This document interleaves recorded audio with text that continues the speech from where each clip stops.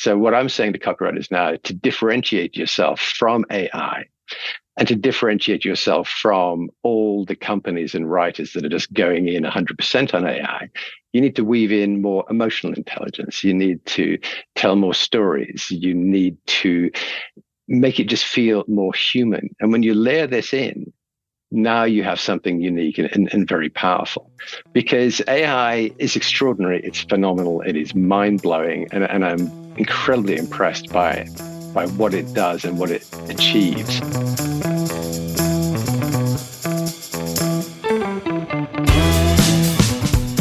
Welcome to the Agents of Change, the podcast experience you've been waiting for your entire marketing career. Search, social, mobile, AI, blockchain, and neuromarketing. These are the agents of change, and so are you. Digital marketing success awaits, and your transformation begins now. Welcome to another episode of the Agents of Change podcast. The podcast is here to help you reach and engage more of your ideal customers online. My name is Rich Brooks. I'm your host. This is episode 522, powered by the Agents of Change Digital Marketing Summit. Generative AI has become a boon and a curse for content creators. Yes, you can create insane amounts of content, but is it any of it good? Will any of it resonate with your audience? And how far can we take using AI before we stop making that human connection? We're going to dive into all of that today, answering all of your questions about creating copy that connects. But first, I want to talk about our upcoming event, our first ever virtual summit. 3 days, 30 experts, unlimited growth. That's right, I'm lining up 30 of today's top digital marketers to help you reach and engage more of your ideal customers, to help you rank higher, to convert more visitors into customers, to sell more, to grow your business. And what is it going to cost you to attend this digital marketing summit? $1,000? $10,000? $1 million? Not even close. You can check out every session for free. And if you want to take things to the next level, we'll have some sweet, valuable upgrades for you as well. We're still working on the agenda, still finalizing speakers, and still fine-tuning our website, but you can pre-register for the event right now. Why would you want to pre-register? Why not just wait until we open the gates officially? Well, pre-registration will get you early access to the event, and early registration will get you all sorts of goodies and bonuses. So go ahead and get your name on that list now. Just head on over to our website at theagentsofchange.com and click on the big orange pre-register button up in the top right corner and take care of that right now. You'll thank me later. But for now, let's talk about copy that connects.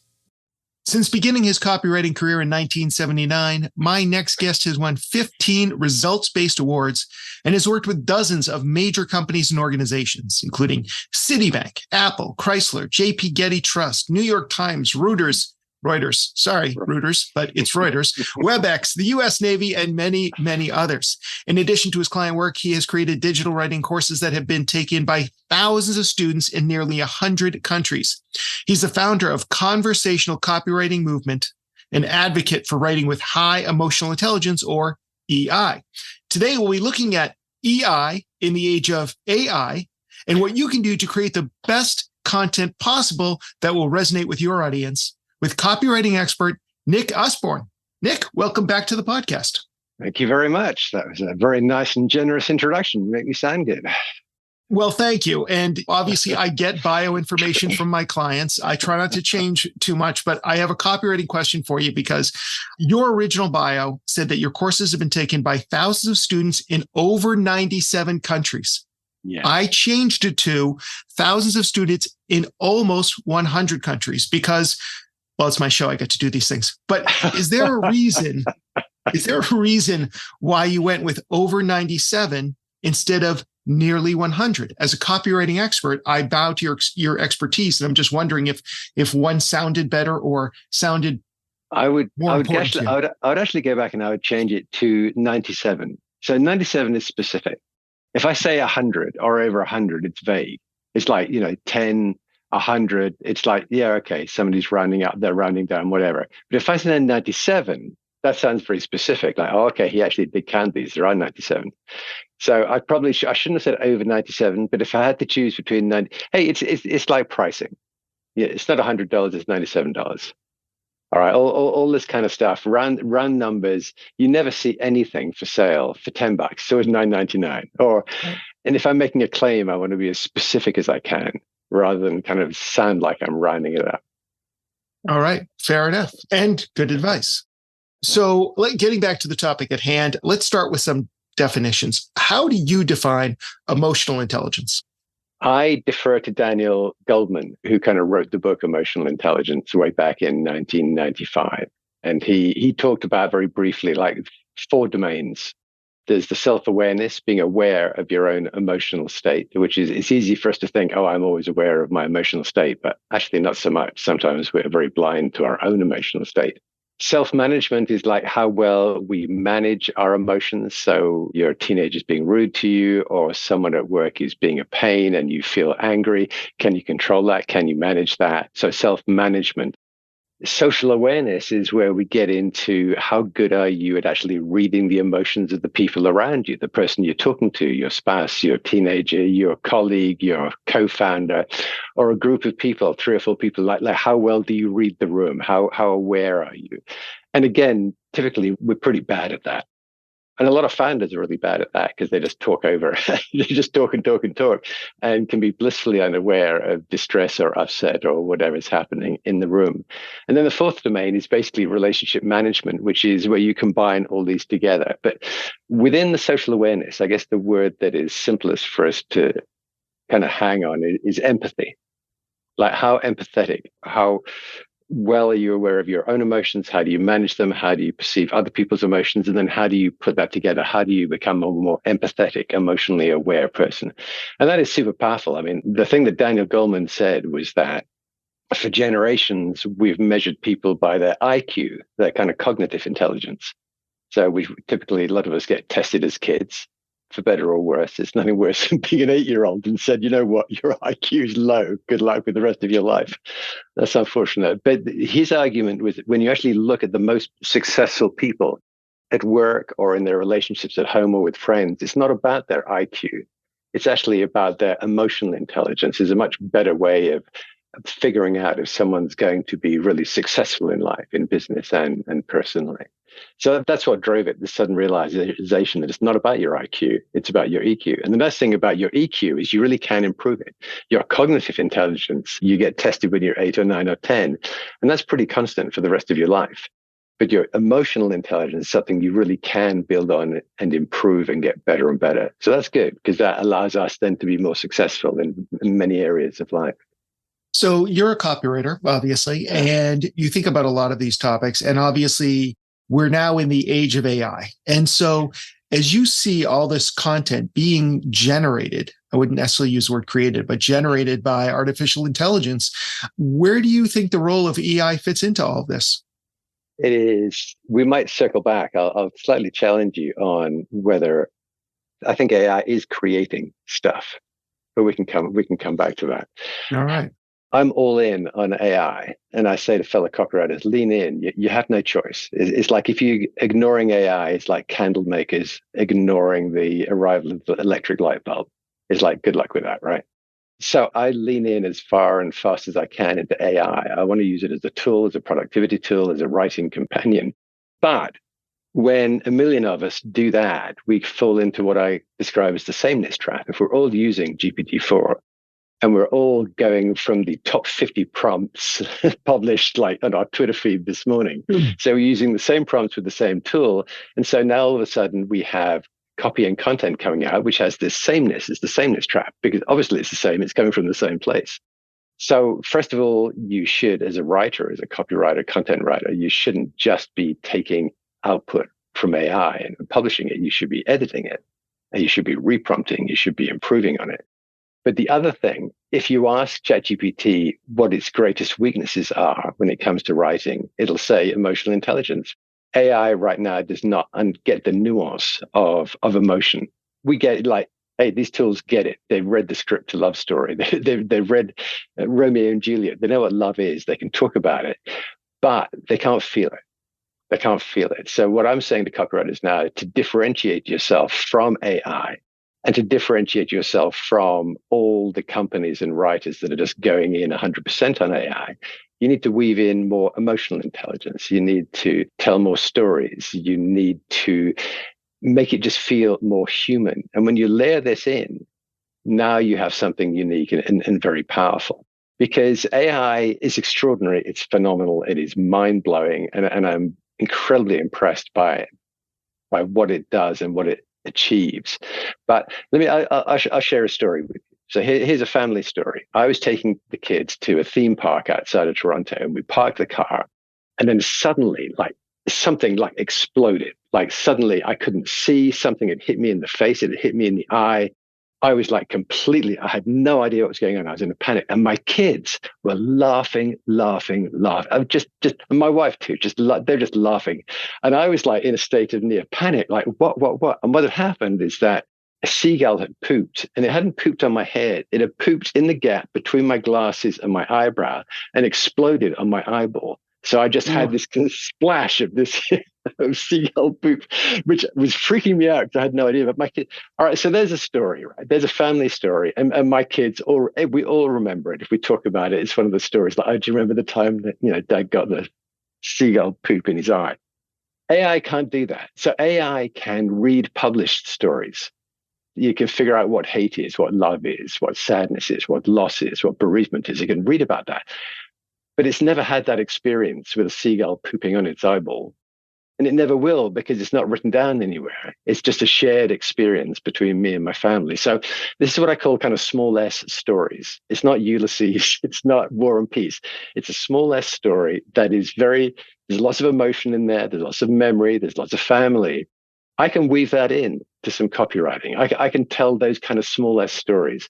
And now I'm using AI to do maybe, I don't know, 60, 70% of the heavy lifting on my writing task. But I'm going to weave in these emotional elements to differentiate it. And also, hey, any copywriter will tell you that emotion is what drives the sale. We don't buy stuff for rational reasons. We buy stuff because we want it. We eat ice cream not because the ingredients panel says ice cream is really good for you, because it doesn't. We buy ice cream because we want it. It makes us feel good. So emotion is at the heart of all purchase decisions. So and like I say, this is the big weakness with AI right now. It doesn't have that. It doesn't have that personal emotional experience it can weave into copy. So that's why I'm all in on emotional intelligence. One is just the raw emotion of it, and the other thing is just awareness. Emotional intelligence is about emotional awareness. Be aware of the emotions of your audience. Be aware of the emotions that you can create with your product or service that will be well received by that audience. So basically, it's just all in on emotion. So your story about the seagull reminds me of a blog post that we either just posted or are about to post about, of all things, Google Ads and A/B split testing. And the woman on my team who wrote it starts off by talking about the fact that she and her boyfriend have yet to get engaged because she can't decide on a ring, and then use the ring kind of as a metaphor throughout the entire article. And at my prompting, actually, all of the examples she used for Google Ads were all about buying rings and different things like that.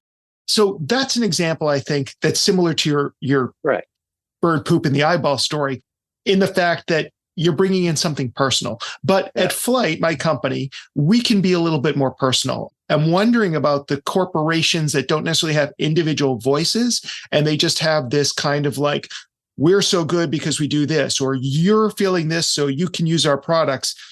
And I just wonder, where can we pull in personal stories or EI if our content creation requirements are more for that kind of corporate vibe? Or is that just an area where AI is going to take our jobs? I think there's a bit of each. I think there's an assumption that business to business is less emotional or less story-based than B2C. I'm not convinced. I've done lots of B2C. I've done lots of B2B. And my view is always I'm doing P2P, person to person. Whether that person's at home or at work, they're still a person. They're the same person, actually.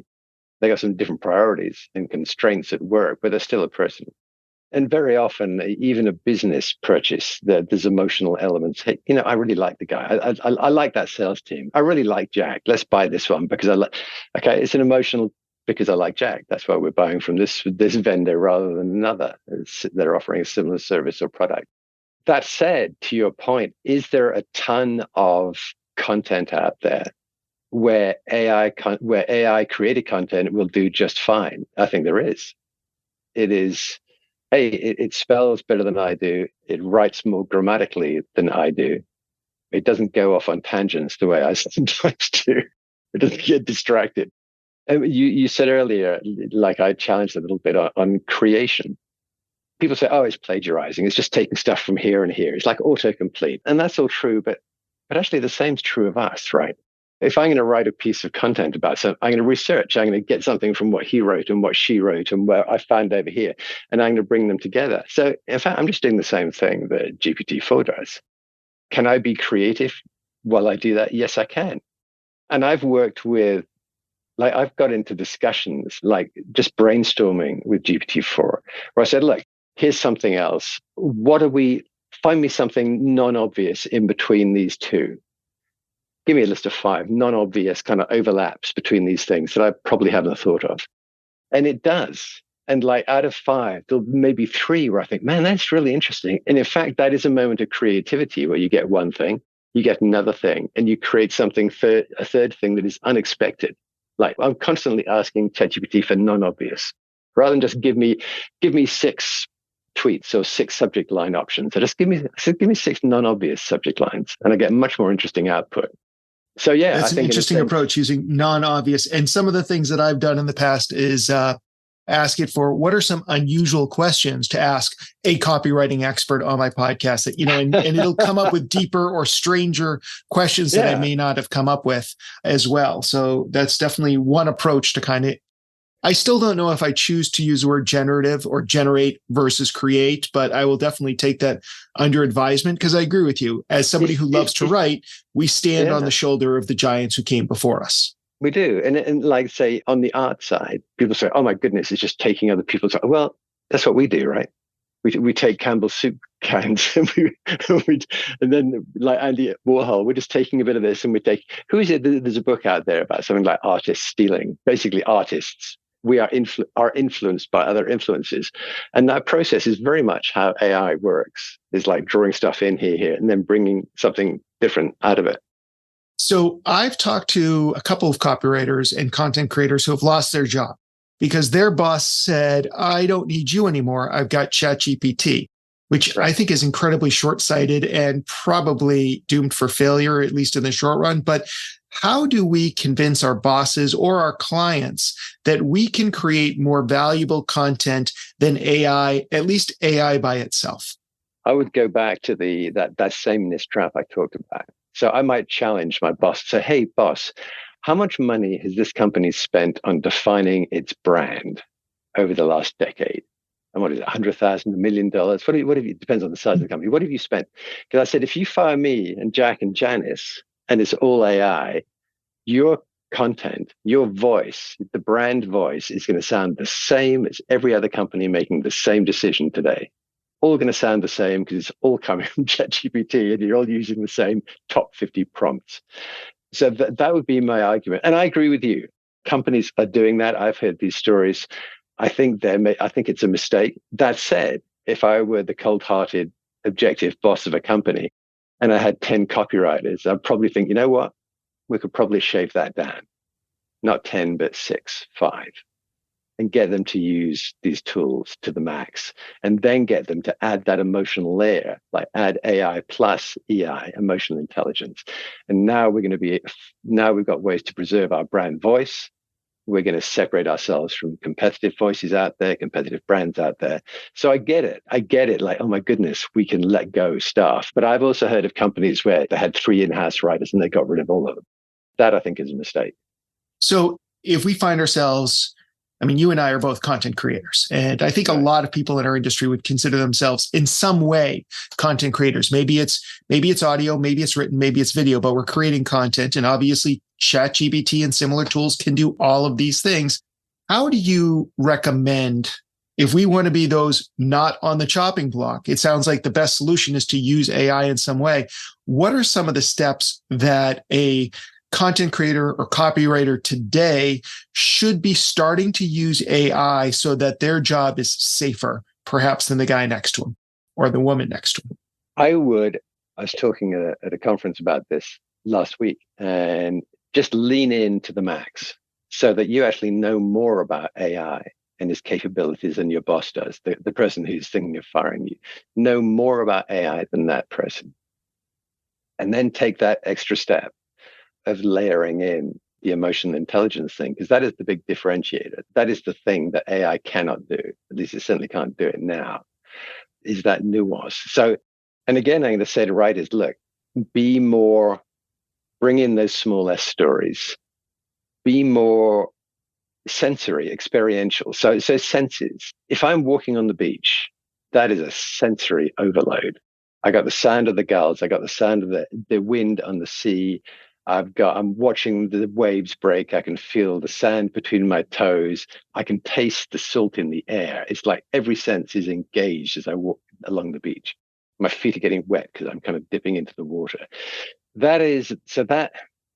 When you bring senses and experiences into your writing, you are adding in a way to AI that it can kind of do in a rote way, but it cannot do it in the real way because it's never felt that. It's never fallen in love. It's never eaten ice cream. It's never suffered loss. It doesn't know how it feels like, if your pet dies.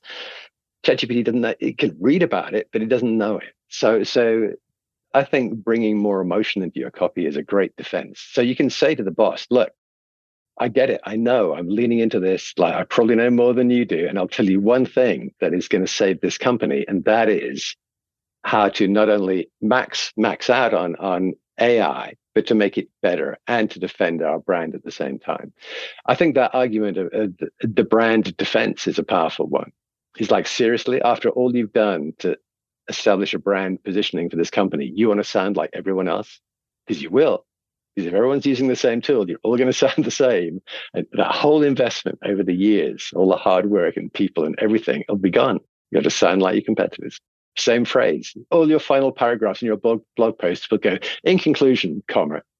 Because that's one of the irritating things ChatGPT still does is, right, in conclusion, comma, almost like every time, Or regurgitate what the question was in the first place before it goes ahead and answers it. That's right. So that's right. I'm thinking about like the content creators and the copywriters who maybe have dabbled in ChatGPT and similar products. I actually currently prefer Claude over ChatGPT, but I've only started to use the newest iteration, the turbocharged one. So we'll see if that doesn't change too.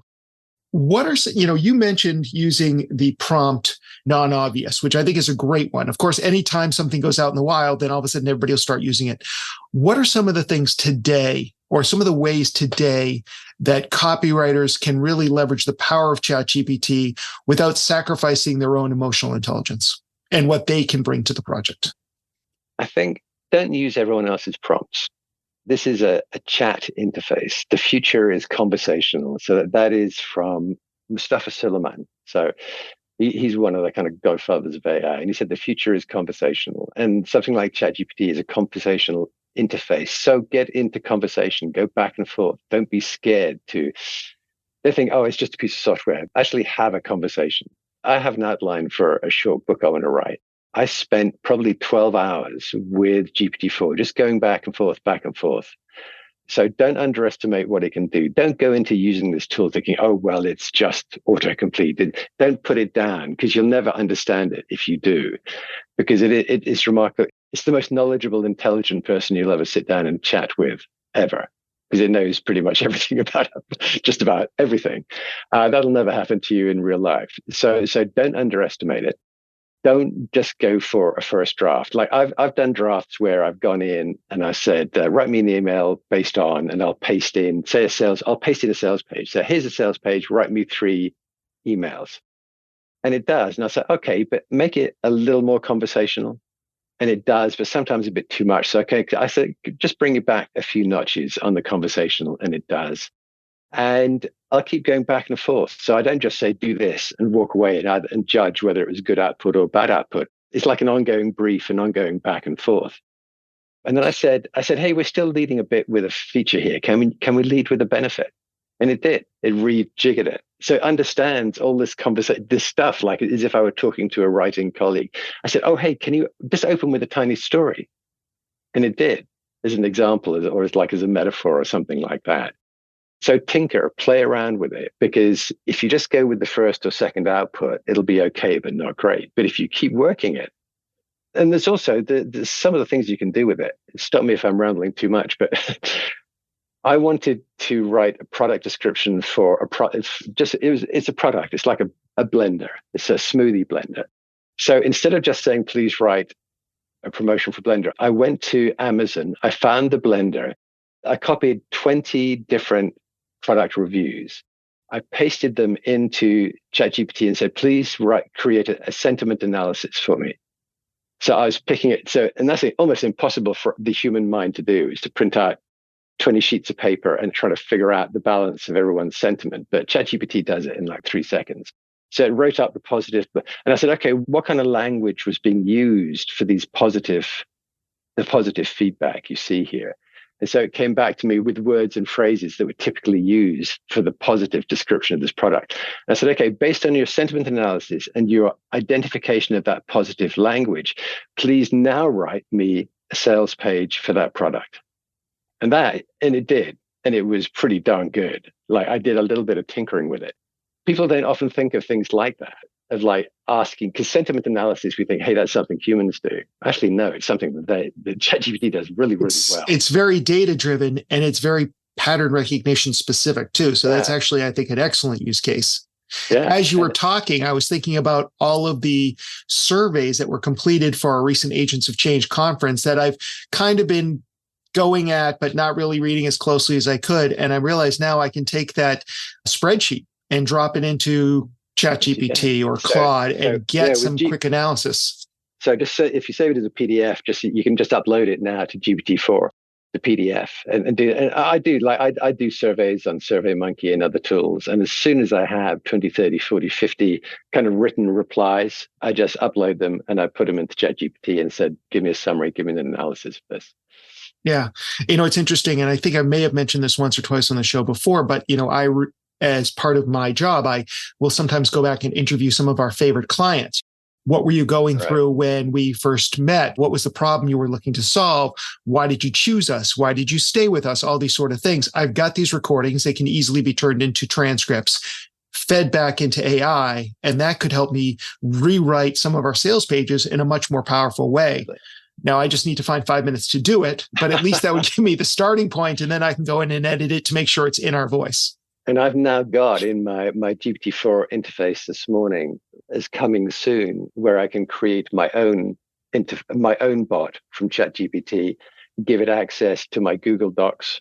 I can give it access to the thousands of articles and posts I've written over the last 20 years. I can give it access to the scripts of all the programs I've created. And now all of a sudden I have a partner who has a perfect memory of everything I've created over the last 20 years. Man, think what I can do with that. Putting aside privacy concerns, like where is this information going? Sure, absolutely. Putting that aside, like the power of having something like ChatGPT working within letting it loose within your company, all the content you've created, everything you've done, and just say to it, hey, based on this and your awareness of what's happening out in the world right now, what should we create next?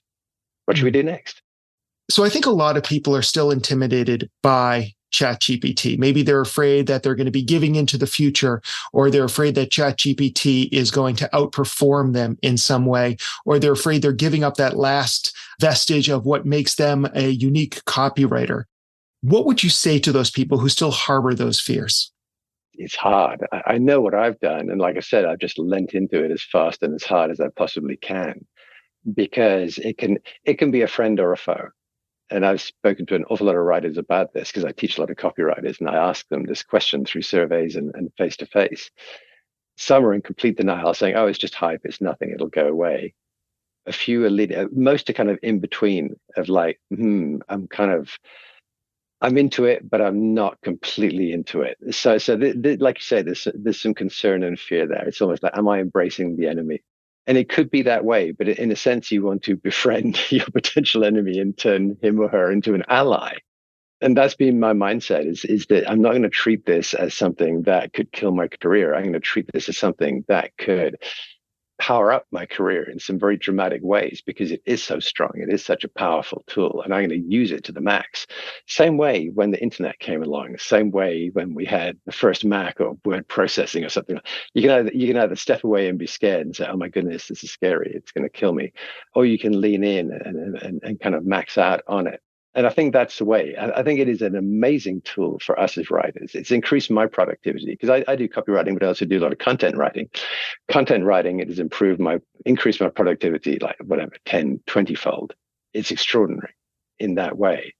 And yeah, embrace it. Like, for instance, like one of the things I do, and it's kind of, there's a kind of developer level a little bit below the ChatGPT interface where you can do some really interesting stuff and you can actually set up all kinds of prompts. So if I'm writing on a particular product, I've already got set up on that interface, the developer interface. Okay, this is my voice. Here are 3 examples. And I can just drag and drop of like, okay, I'm going to be writing about coffee today. So I've got these pre-created prompts all about coffee and all about my voice as a coffee expert. I just drag them in. So this again is an increase in productivity.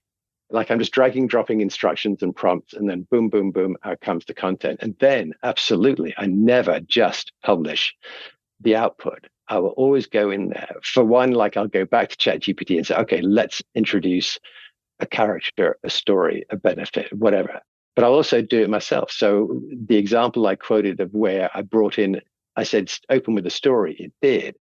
And then I looked at it, I said, oh, interesting. And I replaced that with a real story from my own life. All right. And there is something about that is immediately more authentic. Because now I'm taking the framework that they did, ChatGPT did 90% of the hard work. I came in and put in the 10% that now differentiate. It makes the copy better. It differentiates it. It makes me more valuable. So now for my client, I'm 10 times as productive, but I'm still creating unique stuff with a voice that goes beyond just what ChatGPT can do. So now you're going back to your client and you say, so this is only if you embrace it. Like really, I really strongly encourage you. If you're scared of it, embrace it. The more scared you are, the more fiercely you should embrace this because it really can be your friend. So think about it. Increase your productivity 10 times, improve your grammar 100%, improve your spelling 100%, improve your research capabilities like by a zillion fold, and then layer in that emotional layer, become a more emotionally intelligent writer. And now you're adding something that ChatGPT cannot do. And that then makes your copy unique. So to your boss, to your client, you're the hero. You're more productive. You're using the tool. You're ahead of their understanding of the tool. And you're bringing in emotional intelligence, which makes all those pieces unique and ties it into the brand of that company.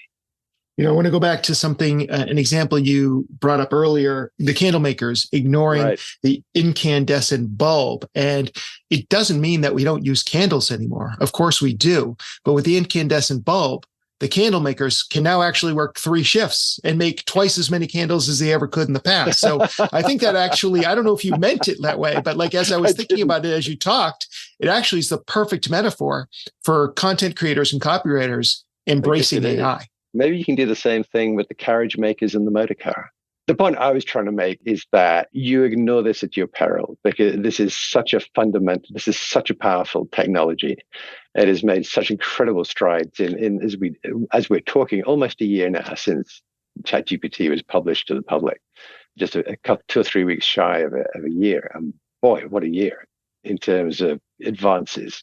So I don't, as a writer, I don't think you can afford to ignore it. And you probably can in the same way some candle makers just carried on doing candles for birthday parties and things like that. But yeah, certainly my approach is to lean in, but always then to do something AI can't do. And that's the layer of emotional intelligence. This has been great. Where can people go if they want to learn more about you, your courses that have been taken in 97 countries out there, or anything else that you're doing these days? Go to nickosborne.com, NICKUSBORNE.com. You'll find a big kind of ad on the homepage for my latest course, which is called Future-Proof Copywriting, which is all about this future. I'm saying basically future-proof yourself as a copywriter by learning AI, learning EI, and then learning how to combine them together. So basically what we've been talking about. So I do have a course out on exactly that. But otherwise, poke around. I have a blog on the site and go through the last blog posts, and it's all on this topic of AI plus EI. So you can get a lot from there as well. Excellent. Nick, it was great catching up with you. Thanks so much for your time today. You're very welcome. Thank you for inviting me. For a full transcript of my conversation with Nick, along with an AI-generated summary and key takeaways that will change the way that you create copy, along with all the links that Nick shared with us, just head on over to our website at theagentsofchange.com/522. And again, while you're there, you can pre-register for this year's inaugural, first ever Agents of Change Digital Marketing Summit. 3 days, 30 experts, unlimited growth. It's going to be a fantastic time. I really want you there. So go ahead and take care of that right now. Stay tuned. Make sure you are subscribed on your favorite podcasting platform for this podcast. We have more great content lined up for you, more great experts and more great speakers coming your way. You won't want to miss any of it. Don't miss another thrilling episode of the Agents of Change podcast. Be sure to subscribe on your favorite podcasting platform.